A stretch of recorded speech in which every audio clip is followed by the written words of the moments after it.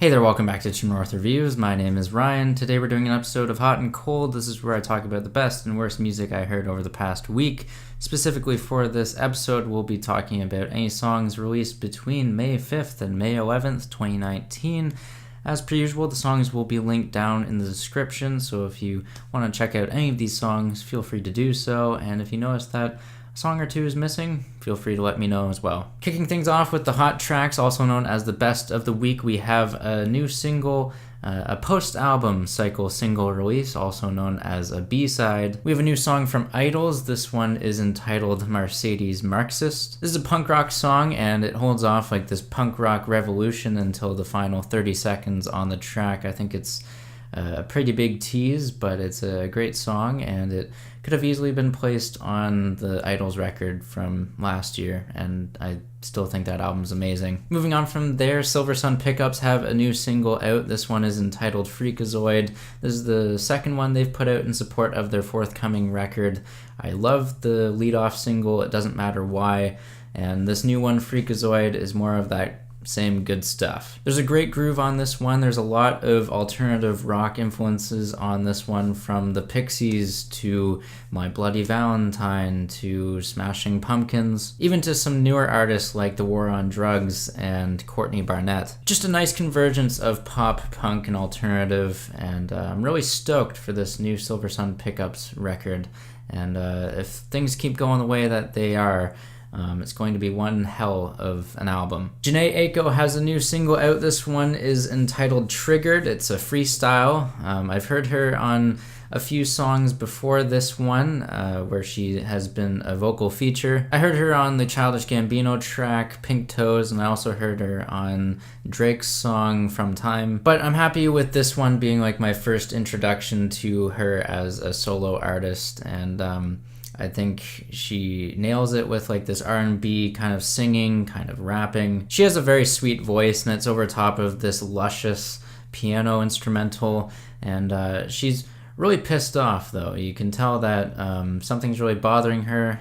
It might be this relationship that could have manipulated her, or she could be manipulating the other person, and it's just this hairy situation I wouldn't want to be in, but the song is a smash. More piano instrumentals are on this next track I'm going to recommend. It's by the artist Rhye. This one is entitled Wicked Dreams. This is a very serene and tranquil cut from the new Rhye project that dropped last week, and it's a vibey kind of track, and I really hate using that description, but I would really listen to this over any other Khalid song, so it's got that going for it. Wrapping up the hot tracks for this week though, we have a new single from Allan Rayman. This one is called Poison, and I always love the vocal performance from this artist. I feel like he has a unique voice, unique kind of timbre, and he has a commendable sense of rhythm. Now onto the middle of the road tracks for the week. These are songs that I think are okay. They aren't the best, they aren't the worst, just something to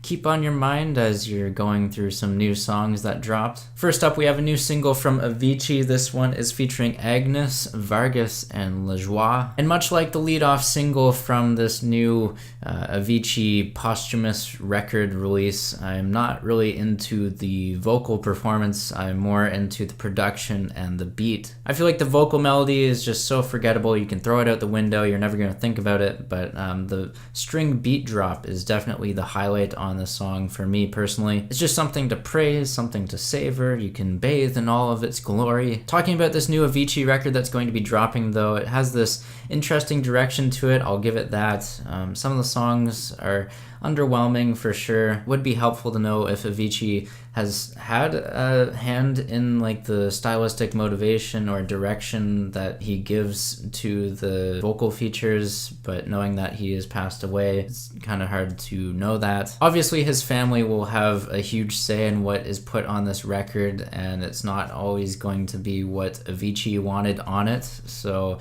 that's something we gotta just take with like a grain of salt, I guess. But yeah, I'm definitely enjoying more of the beats and the production on these new Avicii singles compared to the vocal features. Moving on from there, we have a new track from Major Lazer featuring Skip Marley, and I thought we heard the last of these two artists back around like 2015 when either of them actually had some kind of relevance. This new one is entitled Can't Take It From Me, and despite my kind of criticism of these artists not really being relevant, it is nice to know that they are proving me wrong here and just being known one more time before like the end of this decade, when they will inevitably be forgotten. It's going to happen, like, come on. The song's okay though, I'll say that. Moving on from there, we have a new song from James Bay. He actually dropped an EP.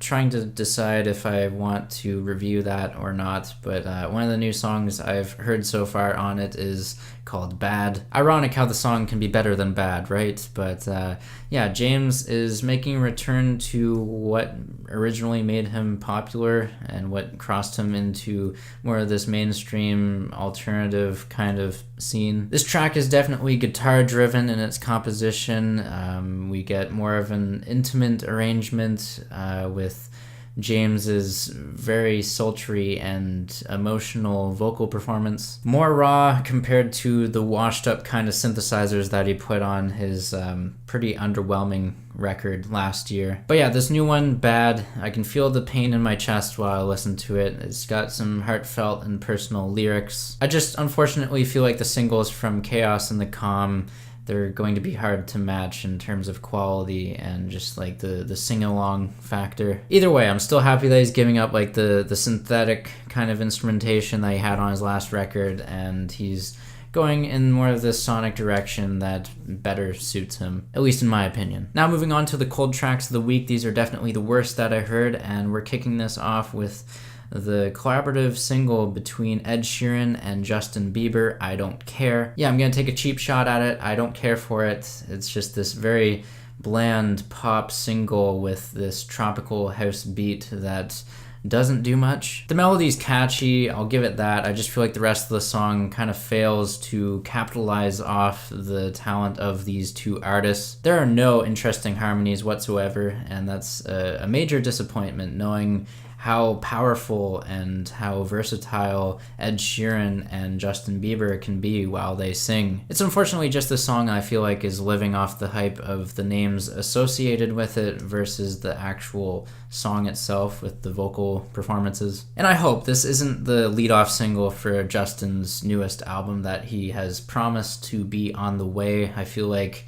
his last collaboration with Ed Sheeran on Love Yourself was much more memorable than this one and noteworthy. Compared to this new track, I Don't Care, this one is just phoned in and easy pop music. Without a doubt, it was just written for a summer playlist, and not that there's anything wrong with that, I just feel like it's a whole lot of nothing. And that really just boils my argument down to the lyrics, which I feel like are so bland and watered down. It's like anyone could relate to them. I mean, who hasn't been to a party they don't want to be at, and then they want someone there to kind of dig them out of their anxious state? It's the most brain dead obvious thing you can talk about in your lyrics. It's just a easy way to have fans fall for you, and at this point with Justin Bieber and Ed Sheeran, it makes sense that they want to have as many people as possible enjoying the song because they are pop artists. I'll just reiterate that this is pop music for your summer playlist. It's not offensively bad in any way. No one's gonna skip it at a party, I can tell you that. Like Ed Sheeran, Justin Bieber, as soon as you see those two names on a song, it's like you can't skip it. But yeah, I feel like it's lowest common denominator kind of music, and it's flavorless in my opinion. Next up, I'm going to talk about Blink-182. They have a new song called Blame It On My Youth. And you know what? I admire Blink-182 for trying to step out of their comfort zone, go for something a bit more electronic compared to their roots of like early 2000s skater pop punk. But this track though, it doesn't suit them well. The melody is obviously written by them. You can turn this on and be like, oh yeah, that's Blink-182, but I just feel like there's this void of charisma or raw kind of energy. There's just that void that is so obvious, and I'm missing the old Blink-182. You and I by Barnes Courtney is the next track I'll be talking about here on the cold tracks. It is a letdown that I am putting him on the cold tracks this week, knowing that he had an incredible 2017 record. I'd give it a glowing review if I had time to sit down and talk about it more. But yeah, this new one, You and I feel like the chorus is very repetitive. The lyrics really just saying you and I over and over again. And yeah, for that, I can't get into it. Moving on from there, and I was starting to worry because I didn't know the next time I was going to be talking about Meghan Trainor on this channel. And I was really missing her, you know? That's a joke, by the way. I don't miss her. Anyways, she has a new single out. It's called Badass Woman. I tried my absolute best to avoid this song, and I still ended up unfortunately catching a whiff of her obnoxious and egotistical songwriting once again. However, she surprises me.